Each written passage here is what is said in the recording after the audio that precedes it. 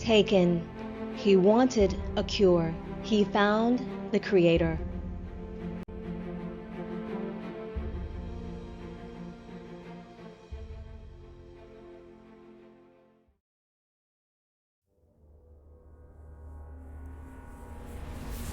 Chapter 26. The Pit and the Cloud.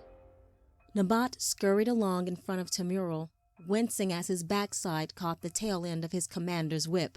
Once again, he fumed but knew better than to complain.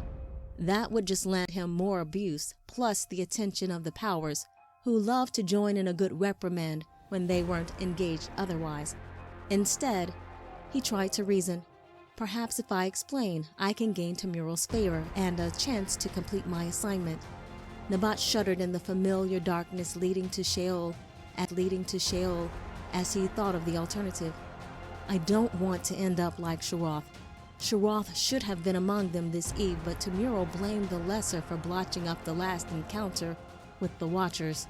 He told Lord El that Sheroth's blunder permitted the Watchers to escape unscathed. So he turned Sheroth over to the powers for rebuke. The powers thought it great fun to throw lessers into the boiling pools and bet on what types of disfigurement the drenching would cause. Or worse yet, Lord El might order him sent to the depths, where there were rumors of a fathomless pit. No one knew for sure what horror dwelt there, since the unfortunate lessers who had somehow returned raved with madness.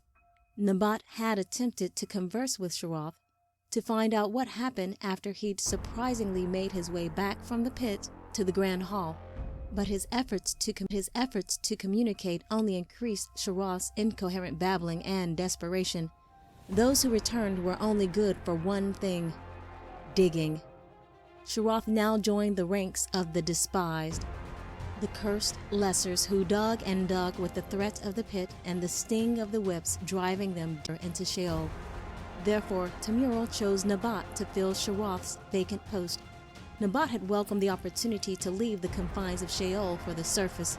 He dreamed of a promotion, the chance for Nabat!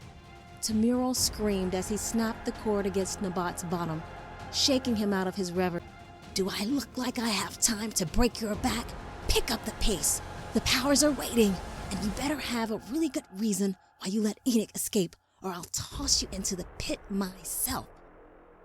Nabat increased his tempo until he was almost running down the path. Yes, my lord, I will hurry.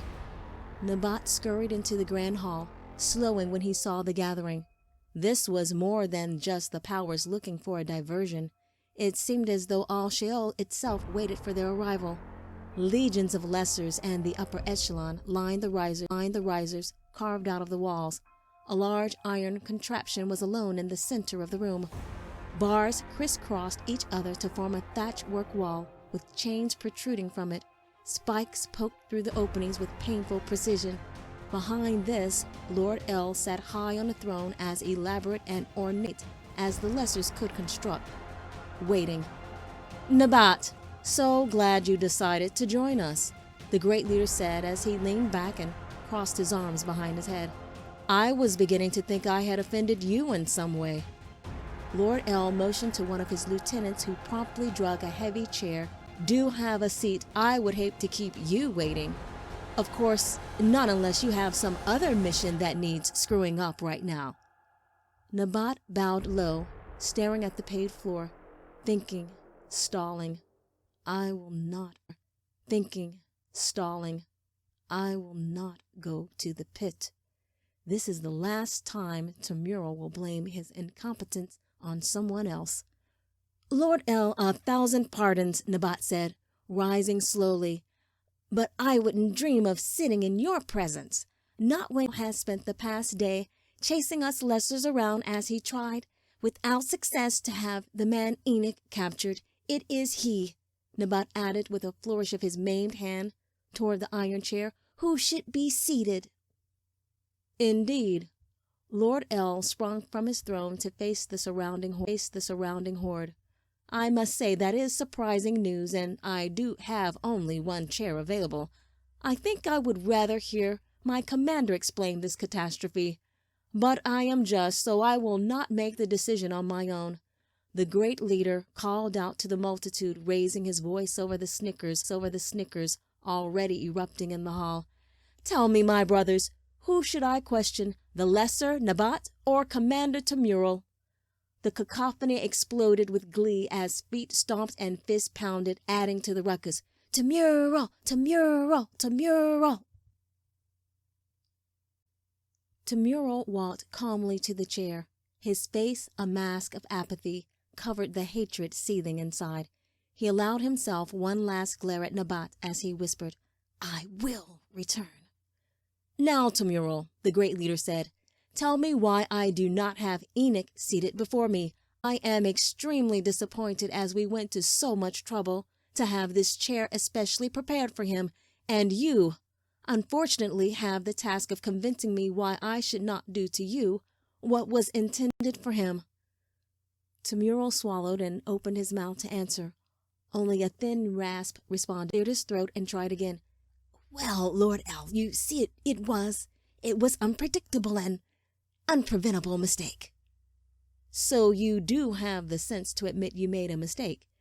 The great leader flicked his hand, and on cue a metal track popped up from the floor, latching onto the metal chair. "Unpredictable, perhaps, but unpreventable? No. I am not convinced it was unpreventable. Are any of you convinced?" He lifted his arms to the gathering, inviting their response. "No! No! No!" they chanted as they pounded their feet, and for some what counted for feet in rhythm. "No, my Temural. Unpreventable is simply unacceptable. Surely there was something you, an Elohim with excelling strength and cunning, could have done to prevent a mere dirt beast from escaping. Or are you suggesting that he is somehow greater than—" "No, not at all, Lord L," Temural said quickly. "Of course not. But this was the doing of the beloved." "Don't you dare say that name in my presence." The great leader's face turned to fury as he flicked his hand again. This time the chair lurched backward, sliding into the metal grid with a clang. Temural bit his tongue. He was about to stand when circular rings protruding from beneath the seat and under the chair arms opened with a click and snapped shut, forcing him to remain still. Temural took a deep breath, willing indifference back on his face as he attempted to correct his blunder. "I tell you with the surety, my lord, that the great deceiver himself gave the man Enoch power that was not released even to us. The one called Enoch merely spoke and—" "He spoke and what? What happened?" the great leader bellowed. Silencing the leaders and their minions, he stalked towards Temural, who was firmly secured and preferred the noisy rabble to this. He twisted in his chair, but not much. The spikes surrounding him prevented that. "He will hate the truth, but if I withhold, he will torment me more." "My lord," he said, dropping his head, "Enoch only said he wanted to leave and he vanished. We had him and he just disappeared." "Impossible." Lord L mumbled and turned away. He flicked his wrist again absently, still pacing. A circular track popped up, enclosing the space around the chair. Not one in the assembly dared to speak. He stopped abruptly, swinging around to face Temural again, but then hesitated and stared at Nabat, who had somehow inched as far away from Temural as he could without notice. Now Nabat trembled just outside the perimeter of the circular track. "Nabat!" the great leader said curtly. "Is this true?" "Yeah," Nabat said in a voice so small it made his monstrous form ridiculous. "Very well, then," the great leader said with another flick of his wrist. "That is all." With that motion, the ground holding the contraption gave way and plummeted to the depths below, sending a burst of steam into the great hall. Temural's scream echoed throughout the chamber.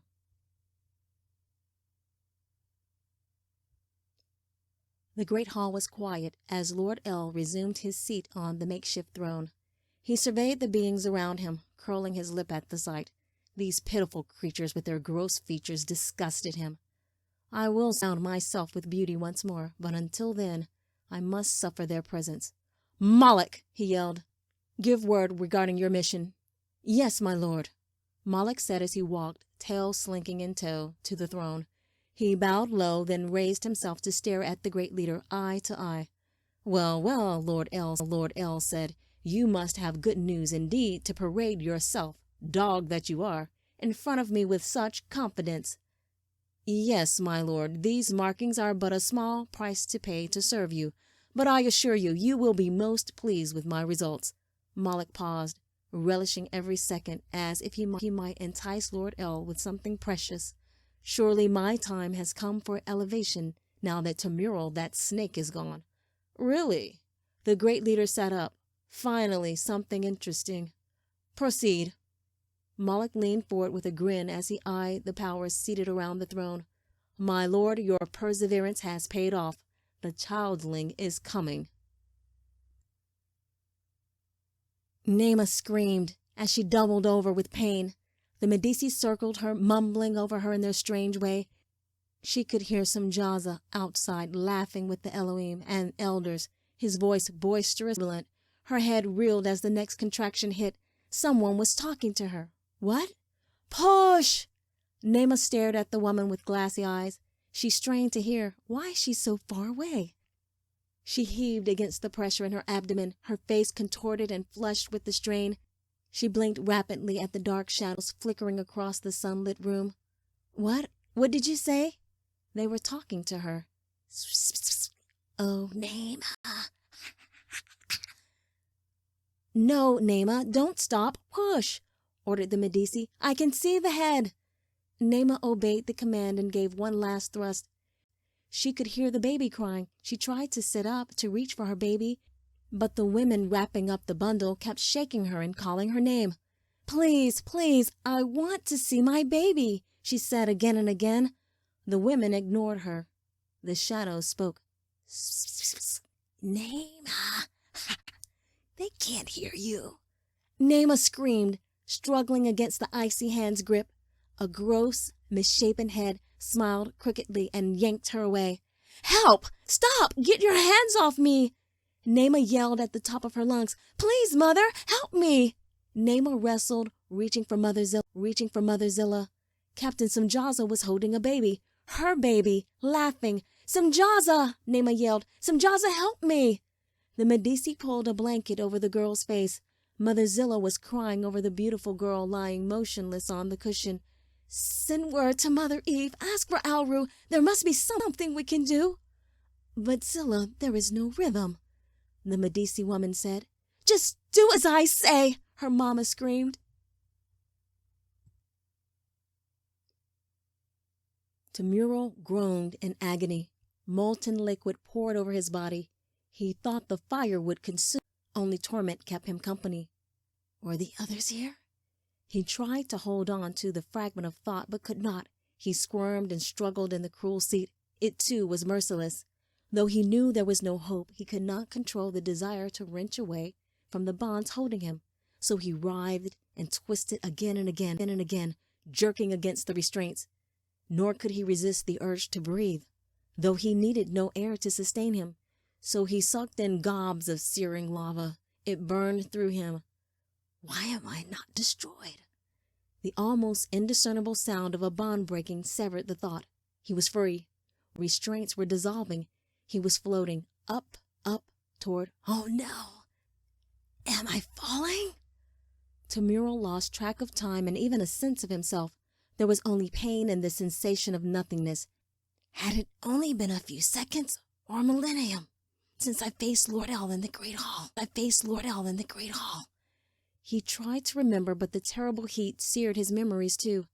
They fell from his mind like jagged shards of unbelief, leaving only the reality of this infinite torment. If I can just remember one thing, maybe I can hold on to reason. Now, what is my name? I am. Shua. No, that's not it. My name is Temural. Just then, Temural burst through the boiling lake, spewing out the soupy mix of fluid and fiery earth. Would-be tears evaporated from his eyes as he inhaled the stench of methane and sulfur. Bursts of fire exploded as the two volatile elements collided and fought for control of the sparse oxygen floating around the expansive cavern. Temural bobbed precariously in and out of the lake, Each time he broke surface, he swung his arms out to steady himself. He squinted through the reddish haze. He swirled from left to right, gasping, grabbing. As far as he could see was sameness so oppressive it reminded him of a liquid desert, rippling tirelessly. No, this can't be. There must be. Temuro stilled himself, treading, staring, hoping. There above the mist, he saw it, hovering. What is that? A way to the surface? Temuro focused on the bluish cloud. It must be cool in its mist. If I can reach it, maybe. Temuro swam furiously toward the cloud, ignoring the agony of each stroke. As he neared his goal, he could make out the shoreline and the form of a cliff. Temuro dragged himself forward, slushing through the marsh until he collapsed onto the coarse gravel. He winced. Something sharp sliced his knee. Temuro clutched a handful of the sandy stuff, panting as he looked straight up at the cloud, incredibly high, but directly above him, a wall of granite, ominous and black like cobalt, reaching for the heights. It was curiously smooth. The surface sparkled like the stars of heaven. He stood slowly, putting a hand over his eyes as if the motion would improve his sight. It looks like it's moving. Temuro walked toward it. No, it's not moving. They are. Temuro walked toward it. No, it's not moving. They are. Dozens, no hundreds of man-like forms scaled, then fell off the cliff again and again. Some almost reached the top before tumbling to the rocky shore. He watched them, their burnt flesh in shreds, screaming and cursing as they plummeted. I hear them before. The cacophony was deafening. He wanted to ask them what was inside the cloud. Did anyone know? Excuse me, can you tell me? Temuro said. The charred man cursed and mumbled, ignoring him completely, but not before Temuro got a good look at his face. Temuro gasped. I know him. He is. Temuro shivered violently, despite the heat, when he realized he could not remember his name, no matter how hard he tried. All he could think of was the cloud. He looked at it longing. He could almost taste it. Temuro stared into its wispy depths and caught a glimpse of something. No, it couldn't be. A lump of recognition grew in his belly, making it ache. I must know. He, too, began scaling the flat surface of the cliff, using 2 jagged rocks he picked up from the dreary beach. The translucent pointed edges that sliced his knee served him well as he drove them into the surface and picked his way upward. He ignored the snarling forms doing the same thing, hurling all within his path away from the cliff. If anyone makes it to the cloud, it will be me. Temuro panted more from excitement than exertion as he closed the distance between him and the vision. His eyes glistened. Tears fell down his parched cheeks. He could see it now through the vapor. It was a lake, crystalline and pure. It was surrounded by lush grass, green as emeralds. From the covering, flowers of every kind sprung forth in radiant glory from that other place. Temuro laughed, his eyes bulging, and reached for it. Just before his hand made contact with the soft, cool earth, a face peered out from the mist. The perfection of that image startled him. Temuro lost his grip, but not before he felt the sting from the touch of that cloud, and his name as he fell back toward the boiling lake. Adam! Chapter 27. Fire. Flame swirled around the base of the father tree, licking its limbs as it cut a path straight up the trunk toward the billowing canopy. The men, roused from their sleep at the sound of the ram's horn, formed a line from the river Gihon to the tree's base, tossing buckets of water from man to man until it dashed the Neshpanel barracks and storehouse with a steamy fizzle. Hopeless. Curse that bloody fool! One of the scouts shouted, coughing and covered in ash. Ravas will pay and his tribe, another Neshpanel. Zohar got his due, the pack leader shouted, and when these flames die, so will the tribe of Cain. Yah! The scouts screamed their rallying cry. Save your anger for the flames. Enoch's voice was terse as he threw another bucket into the fire. By the ancient's grace, if we focus, we may be able to spare it yet. Spare me the prayer bearer. The first scout said. "We will die in these flames. Where is our hidden father when we need him? You called down fire. Can you not call forth water and save the Alru?" "I'll not toss another bucket, Enoch," a man said, dropping his pail. "My back is aching and my throat burns. The boy's right. Use the one mind and end this if you are the bearer." "Aye." More men joined the bitter complaint. "End this now, bearer." Other scouts followed suit. Pails hit the ground with a thud down the line. Even the blaze seemed to rebel as it surged higher up the trunk. "An Ancient One does not do our bidding, we do his." Enoch grabbed his whip and slashed it toward the instigator, striking his hand. The man went to his knees. "Our greed started this fire, and by our hands we must extinguish it." "You will pick up your buckets this instant," Enoch said, shining brighter than the flames surrounding him, "and get to work." The sky lit up at the sound of his voice, and a bolt of lightning struck the discarded pail, charring it completely. "Do as the bearer says," Father Jarrett shouted. The elders came to the front of the line and surrounded the base of the tree. All work resumed. "We must not stop until the mist rises at sun's birth," Enoch commanded. Something tugged at the back of his cloak. "What now?" Enoch shouted. Two of his childling sons held their little cups out. They jumped, jostling water. "Papa, we want to help put out the fire, but we cannot find Danny," the oldest one said. The oldest one said, trying to hold back his tears. He sighed and dropped to his knees. "Go to your mother."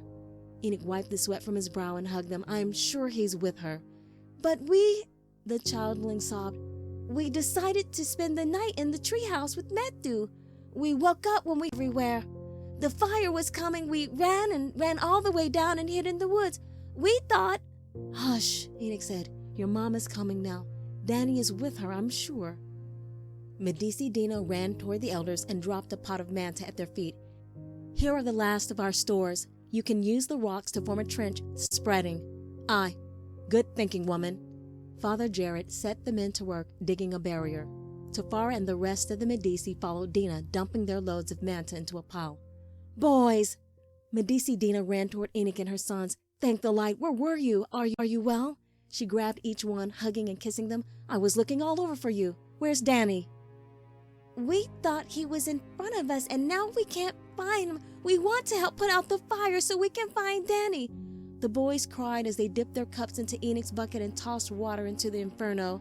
"What are you saying?" Shaking the older son. "Is Danny in the treehouse?" A heavy branch engulfed in flames snapped from midway up the father tree and fell to the ground, setting off a fresh round of sparks near the water line. The boy sobbed uncontrollably. "My son!" Medici Dina fell to her knees and covered her head with her hands. "My Danny, Father, help us!" Enoch clutched his gut. It was on fire. The men nearby paused as a shout went down the line. "There's a childling inside the barracks!" Enoch grabbed Father Jarrett. "Take over, I'm going in." Methuselah rushed to Enoch's side. "I know all his hiding places. I can find him." "No, Methuselah, it's too dangerous," Enoch protested. The burning in the pit of his stomach returned. The voice was soft and clear. "Send Methuselah." "Father, you are needed here. I will get him." Methuselah began dousing his clothes with water. He dipped lengths of rope into the water and wrapped them around his waist. "I can find him, Papa." I'm going with you," Tafara insisted, dousing her clothes as well. "First one to the top goes in." "Don't be a fool, girl." Medici Dina grabbed Tafara's arm. "Let the men handle it. The tree is on fire." "Not that one." Tafara pointed to the neighboring tree. "We will scale it, cross over, and search from the top to the bottom." "Aye," Methuselah agreed. "You circle the perimeter, and I will go inside the upper decks and check each level." "But how will you get him down?" Medici Dina was screaming now. "The tree is on fire!" "Free fall," Tafara said, already running to the base of the next tree. "Not too far, not too close." Methuselah joined in the chant, remembering the childhood game. "And we land just right." "What do you say, Captain?" Anami asked Azam. "Shall I assist?" Methuselah surprised himself and made it to the top of the neighboring father tree first. He whistled at Tafara only moments later. She had already secured her line and was swinging around the top deck, calling out Danny's name. She whistled back, one short burst. Clear! Methuselah swung around the narrow opening in the tree and landed in the middle of the top platform. He gazed down the shaft, coughing as smoke blew up the hollow tunnel. He whistled twice. All clear! He extended his line and swung straight down to the second level. Danny! He did a quick circular sweep.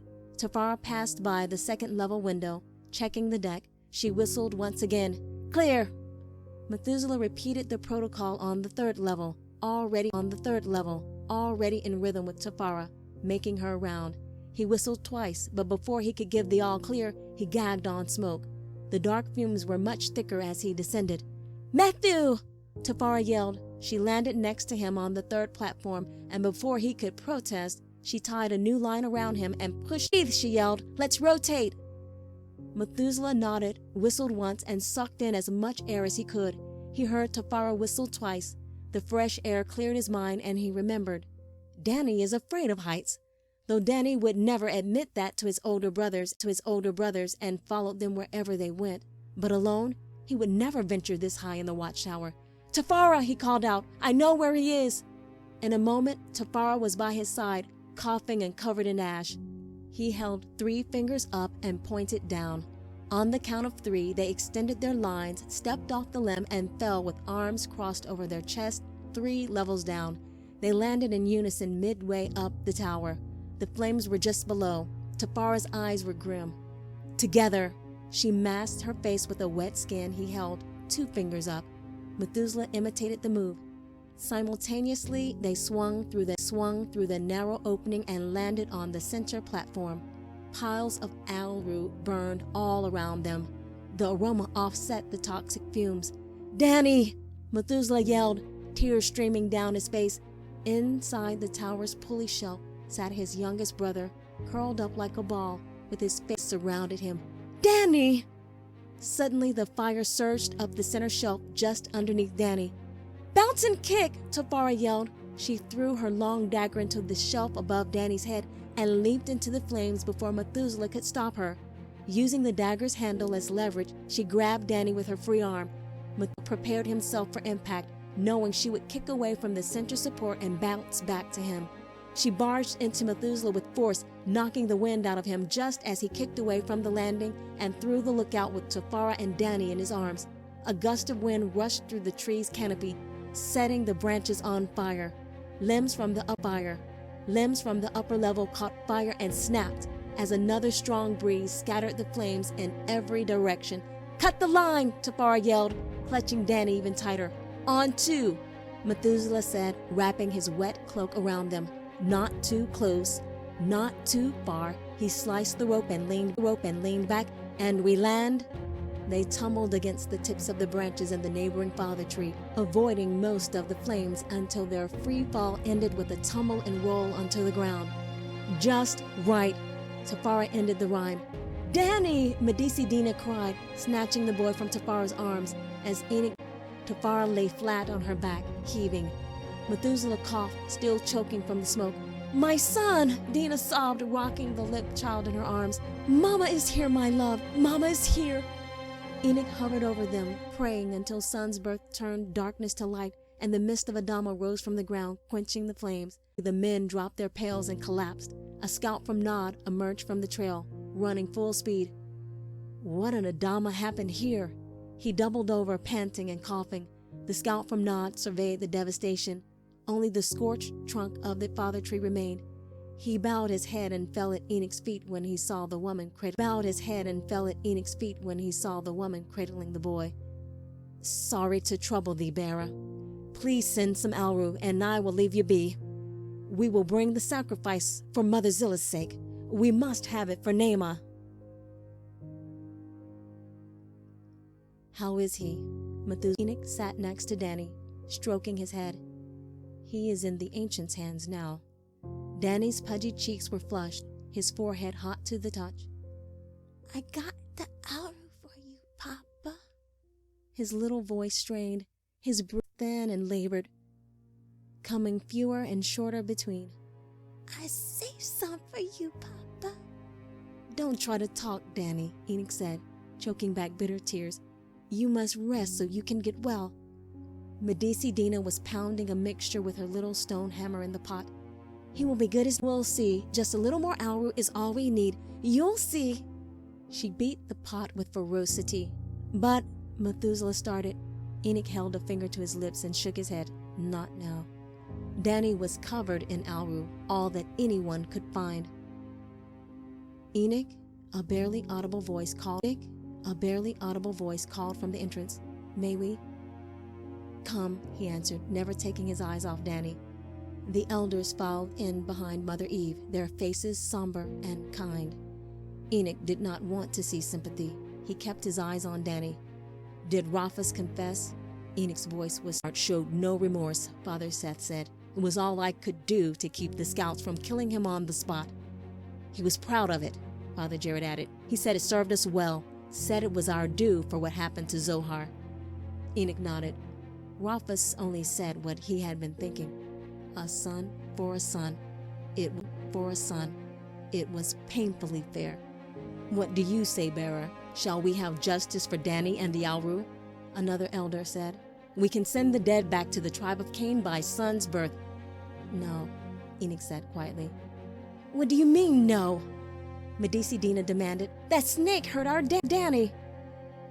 This will make us weak in their eyes, Father Jarrett began. There will be no more blood on my hands, Enoch said. Our Nesh Panel had no sympathy for Zohar when they locked him in the tower for stealing. All he wanted was some fresh Auru for his father Rophus, and now we know why. Father Seth bowed his head.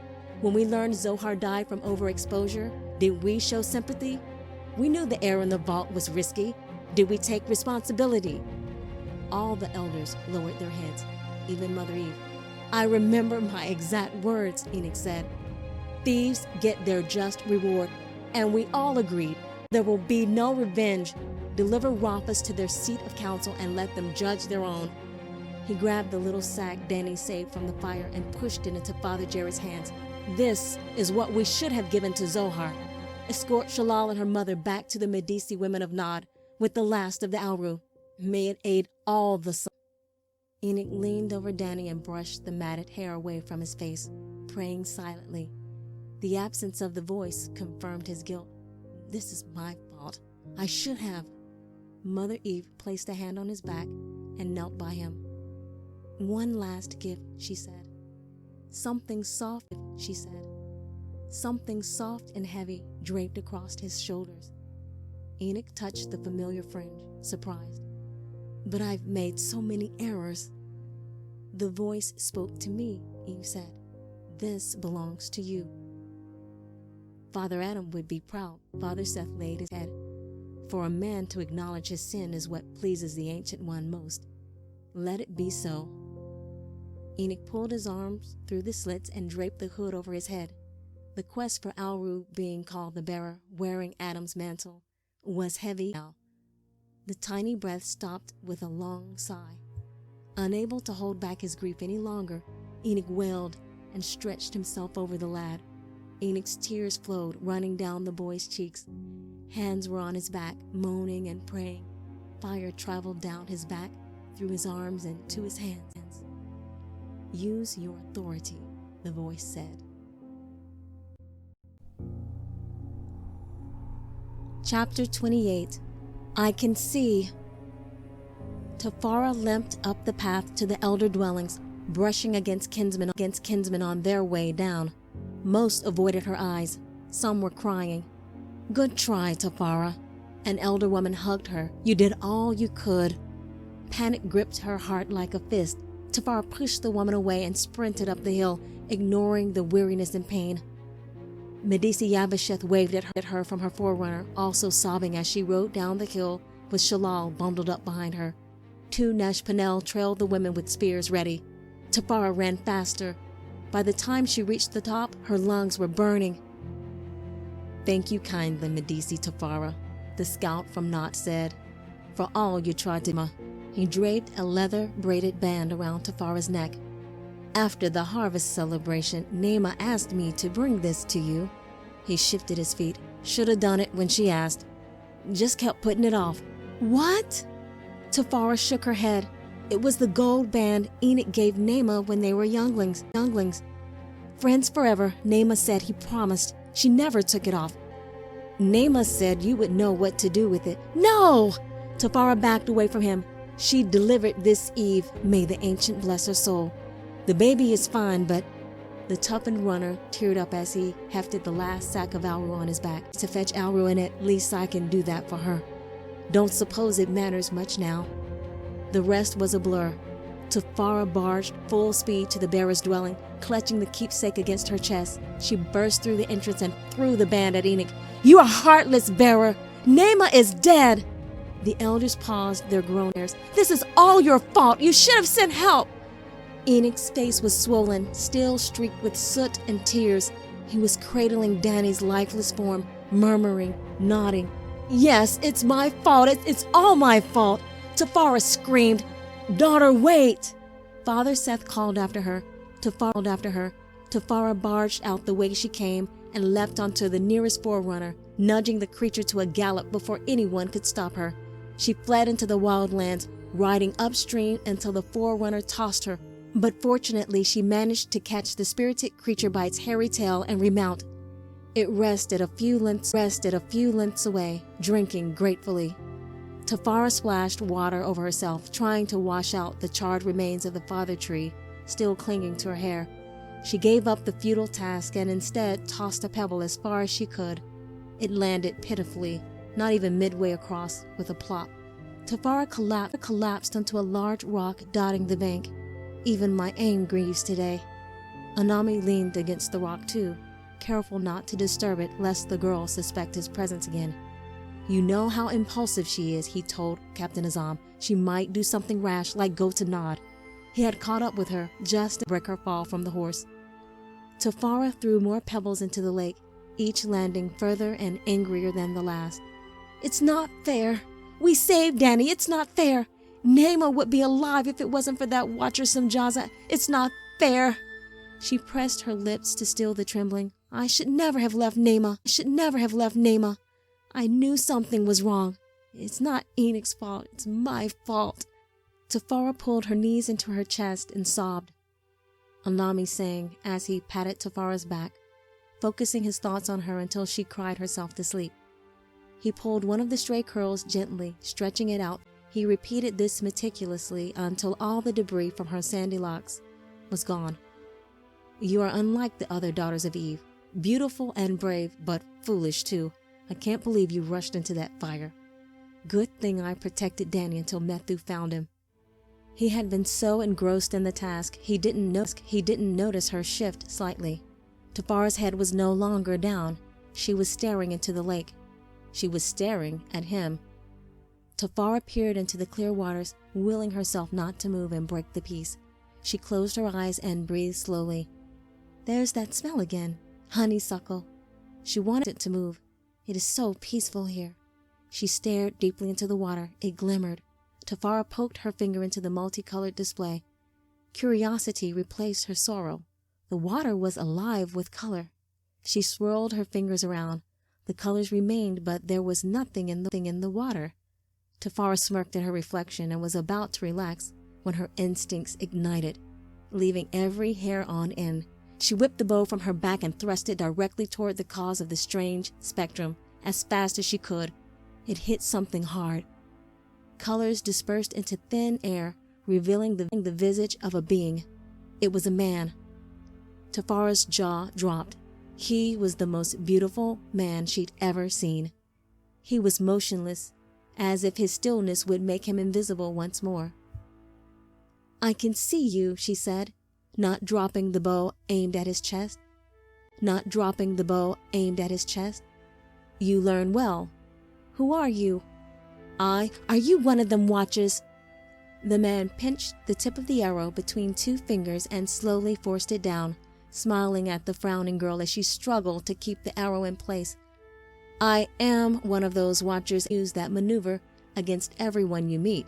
Familiarity will ruin its effectiveness.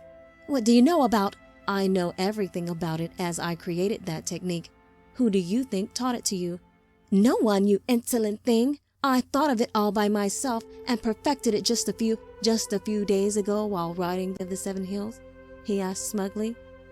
I suppose you're also going to tell me you struck that rebellious wolf in full gallop, merely wounding it enough to scare off the pack, all by yourself. Tafara's eyes narrowed. Have you been following me, Watcher? Not exactly, although I have made myself available at some very opportune moments. You really should.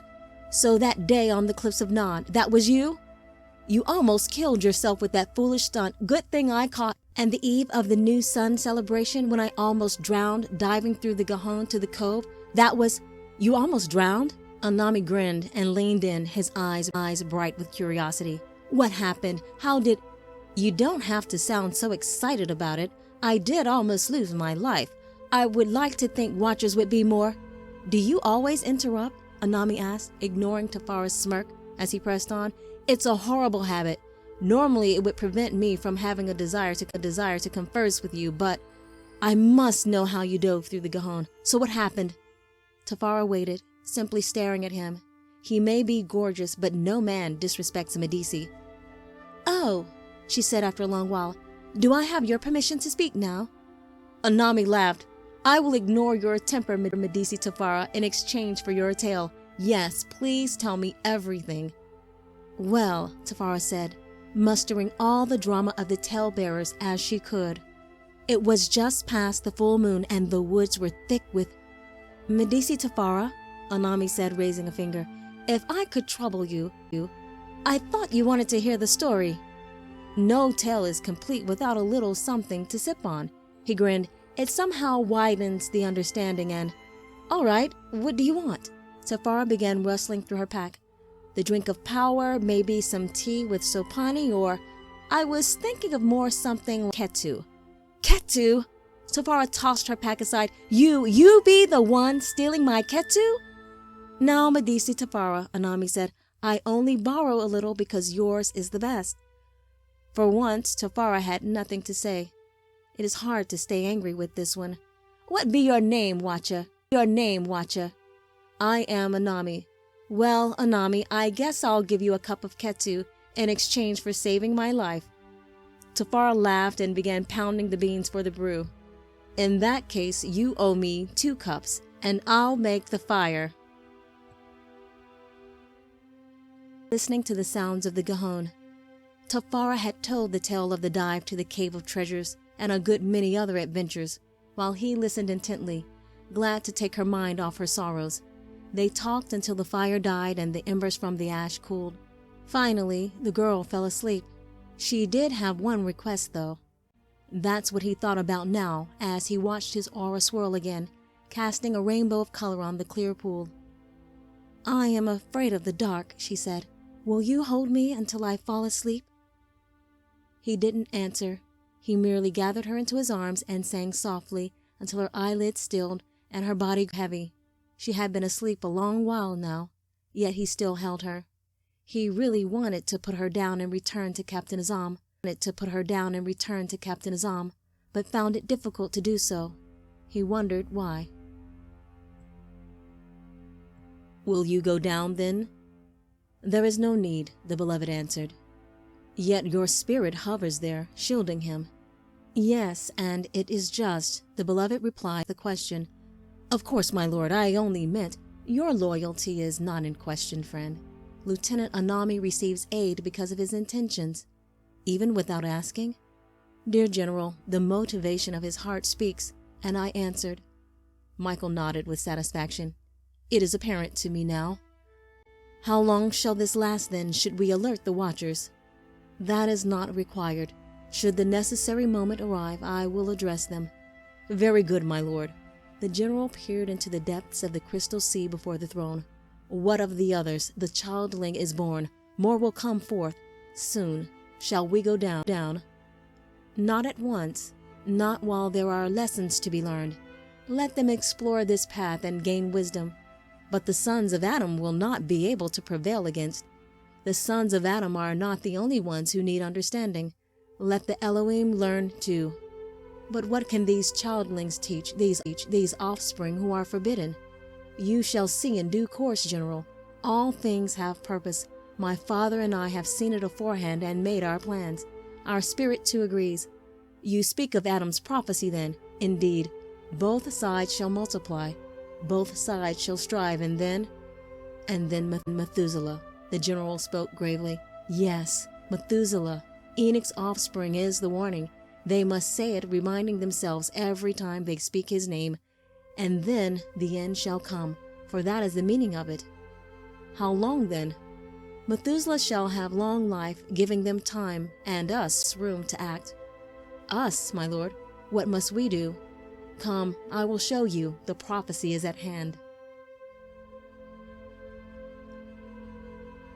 Enoch prayed in Adam's tongue at the command of the voice, using all the authority he could muster, which wasn't much. His strength was gone, all poured out into the small, breathless boy beneath him. In an instant his words changed. He did not recognize them, but they felt right somehow, better. The elders paused at the difference, but pressed on, praying over him and the child. A hand touched his shoulder. It burned. Instantly mesmerized by the man sobbing over the child. Should I take that man's son? It was the beloved. Enoch looked down at the pitiful man and back at the beloved. He was pure light. His shoulders slumped. He doesn't deserve him. Why not? He killed another. I see, the beloved said. A son for a son. Enoch nodded. What if I took him? The beloved touched the praying man. Instead of his son. Enoch looked puzzled. I have always wanted a son. The beloved was walking the room now, touching each elder. They were raising their hands, praising. Many of them. Enoch smiled. The idea was incredible. A son for a son? I need an example. Me? Enoch's eyes widened. Example for the ones to come. But how? I'm still alive. Enoch looked back down at the man interceding. I think. The beloved laughed. Of course you are. That's not a problem. Yes, Enoch shouted. I want to be your son. Are you sure? The beloved's smile faded. Are you sure? The beloved's smile faded. You would have to leave your family here. Enoch thought for a moment. He drifted by each one, loving them, seeing them as they truly were. Dinah, loyal and lonely. She would find another, someone who home. Father Seth, wise but rigid, he would rule the council well. Methuselah, meek but braver than he knew, he would hold his own. And Danny, faithful and pure, his little scout would live to see his dreams come true. He touched the praying man last, entering with peace. He looked up, smiling through his tears. I'm ready to go, Enoch said. Danny's chest heaved. The color returned to his cheeks. I'm hungry, Mama. Dinah hugged Danny, then Enoch, then Danny again, laughing and crying all at once. Praise the light! Chapter 29. The Accuser and the Prophecy. Lord El stalked about the great hall, his mood much improved after Moloch's news. He had immediately sent a party to retrieve the girl Naamah, who was rightfully under his authority now.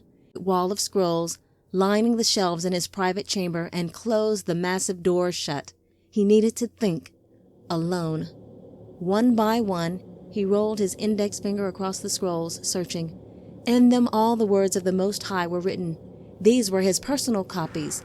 After wrangling dominion of the third planet of the Orion sector near Pleiades, away from that imbecile Adam, he'd gone straight to the outer realm, marched into the courts of the Ancient One, and demanded his copy of the Great Law. Public savagery and humiliation may be your tools, he sneered at the beloved in the midst of a high council. You peaceably, using your own words against you. You say you are just? Well then, let us see.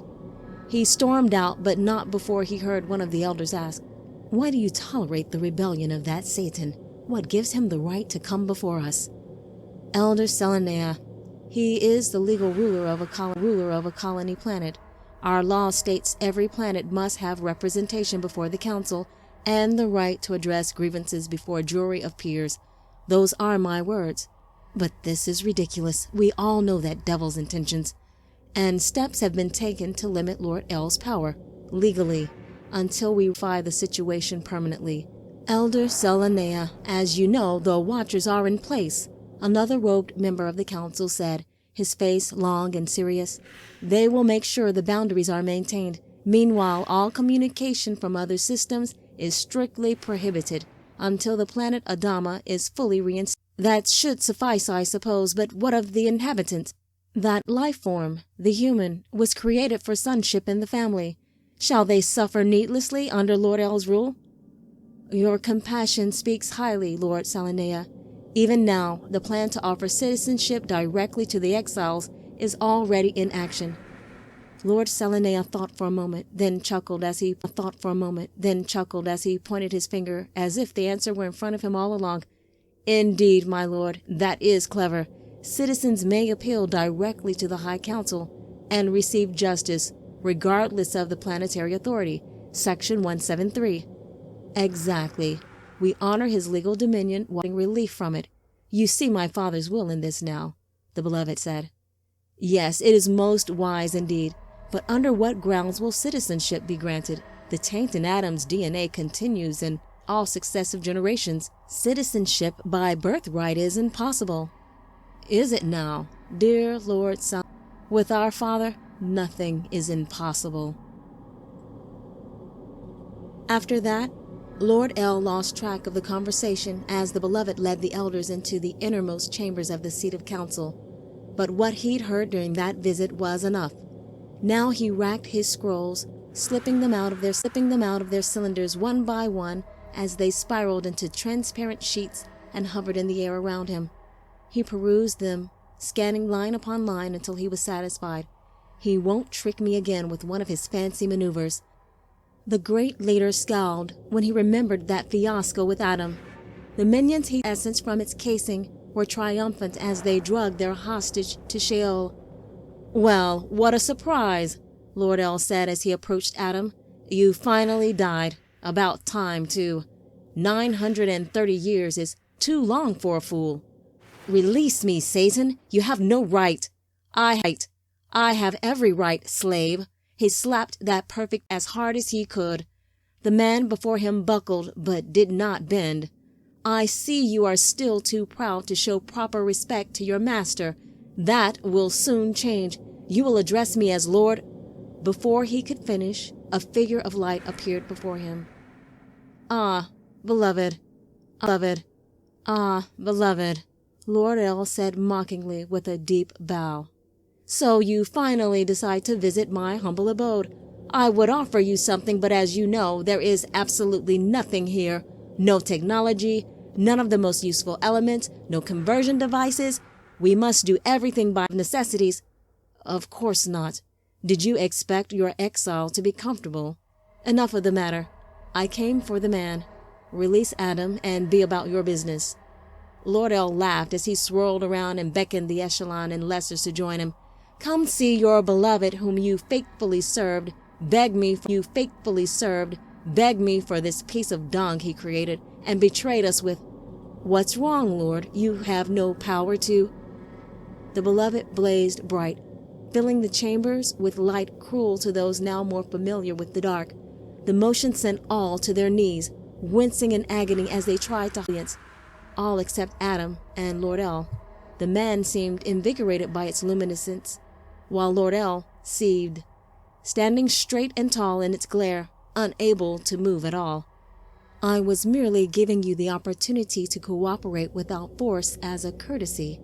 The beloved placed a hand on. The man was immediately encircled by a veil of mist, cool, blue, transparent, and impenetrable. What is this trickery? Lord L said through gritted teeth. He is mine. He violated the code and forfeited dominion to the second in command on this vile world, me. I demand you hand over my subject immediately. Lord L, the beloved said blandly, as he withdrew a scroll from his robe and tossed it at the great leader's feet. Your lack of knowledge astonishes me. You grasped for rule of this domain, yet did not familiarize yourself with the principles governing it. This man made restitution before his temporary status expired, 16.7 of Section Alpha Tau, which states an exile may appeal his or her status if sufficient compensation is made in lieu of said transgressions. Furthermore, he or she is entitled to protection and provision within the designated jurisdiction until a final judgment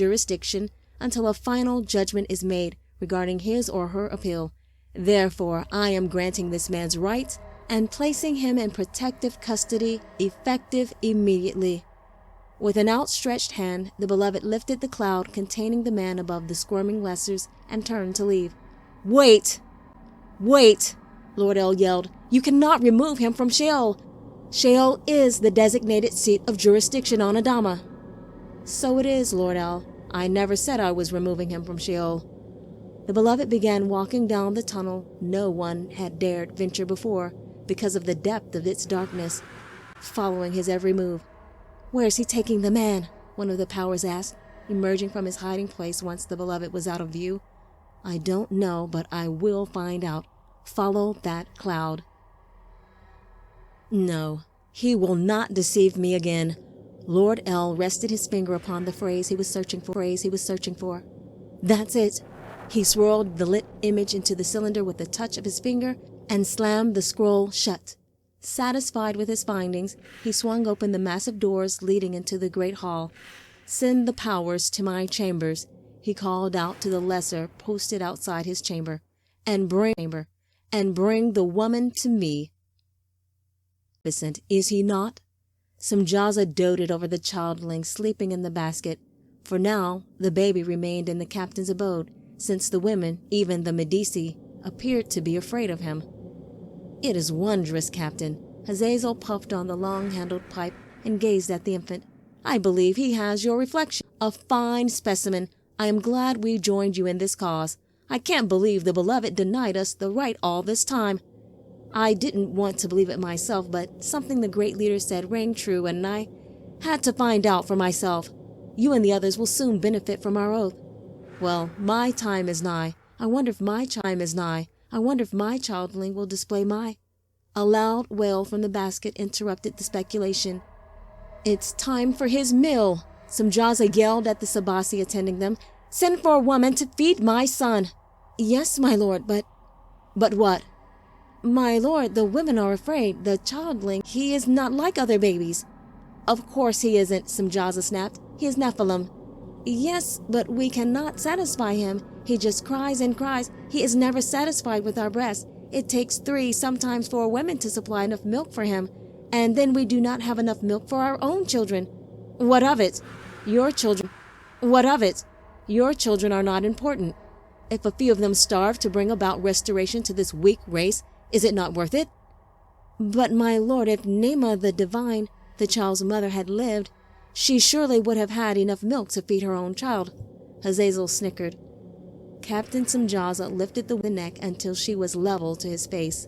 The Sabasi's feet dangled helplessly in the air as he spoke softly. "My dear woman, I am deeply grieved by my wife's death, but if anything should happen to my son, I am not responsible for what would befall this pitiful tribe. Do I clear?" A look of horror crossed the woman's face. Mastic quickly. "Yes, my lord." "Now take my son and feed him."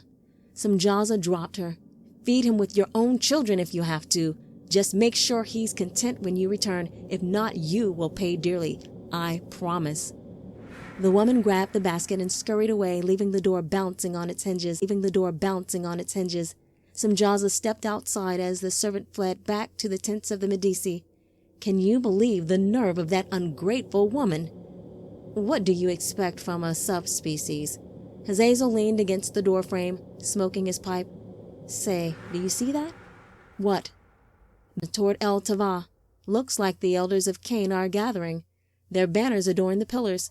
I authorize no meeting of the elders. Nevertheless, they are gathering. Shall we see the cause?" Samjaza had already donned his ornate robe. "Don't just stand there. Send for the others and have them meet me." "Can't you just signal them? It would take several minutes to contact them manually." "Must you question everything, Hazazel? Some jaws aside, if you must know, I can't signal them. Something seems to be awry. I've been planning to make the trek to Mount Arata to reset my essence, but I didn't want to leave the settee before the childling arrived. Never mind that. Just call the others. Now that my son is here, safe and sound, it's time I put that Lamech in his place.